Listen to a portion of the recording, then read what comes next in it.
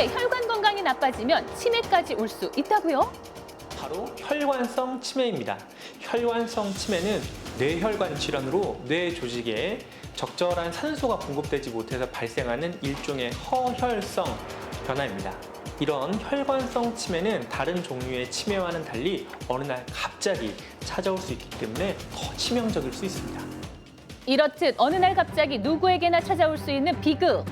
게다가 돌연사의 90%가 바로 혈관 질환 때문이라는데요. 우리나라 심뇌혈관 질환으로 사망하는 사람들의 숫자는 1년에 5만여 명으로 전체 사망자 5명 중 1명이 이 심뇌혈관 질환으로 사망한다고 알려져 있습니다.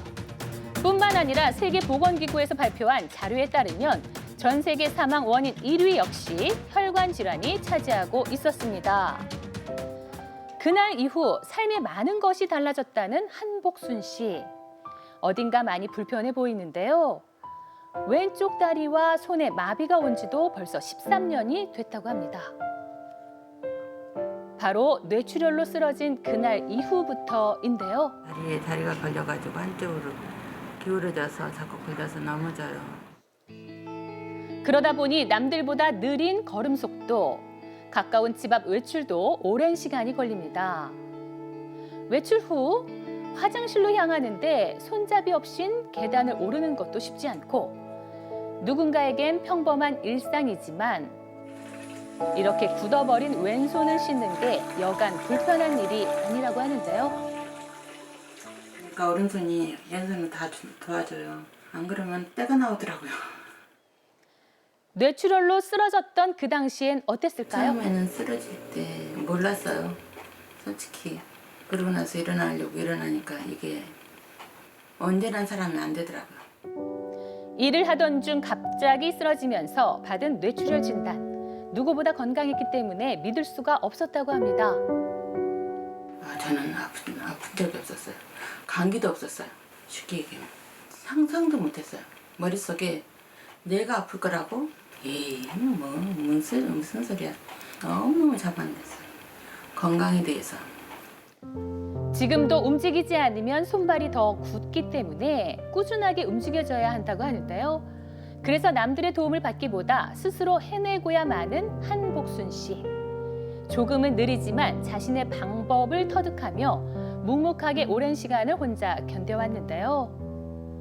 이럴 때면 문득 생각나는 한 사람, 바로 남편입니다. 남편도 뇌출혈로 뇌수술 3번 했었어요. 간지 한 3년은 됐지만 산 세월이 있으니까 많이 보고 싶죠. 늘 크게 느껴지는 남편의 빈자리, 남편과 같은 질환, 그리고 같은 약을 복용하고 있지만 포기하지 않고 건강한 삶을 위해 열심히 노력 중이라고 합니다. 내 건강 내가 알아서 한다고 자만했던 거 너무너무 후회스럽고 고통스럽고 자기가 체크하면서 건강 찾았으면 좋겠어요. 그런데 뇌혈관 질환이 찾아오는 이유는 뭘까요? 나이가 들면 나쁜 콜레스테롤과 중성지방이 많아지고 이로 인해 혈액이 끈적끈적해지면서 혈액 흐름에 장애를 받게 되는데요. 이뿐만 아니라 혈관 내벽에 혈전이 발생을 하고 죽상 같은 혈관 찌꺼기를 쌓이게 만듭니다. 이런 것들이 바로 혈행장애인데요.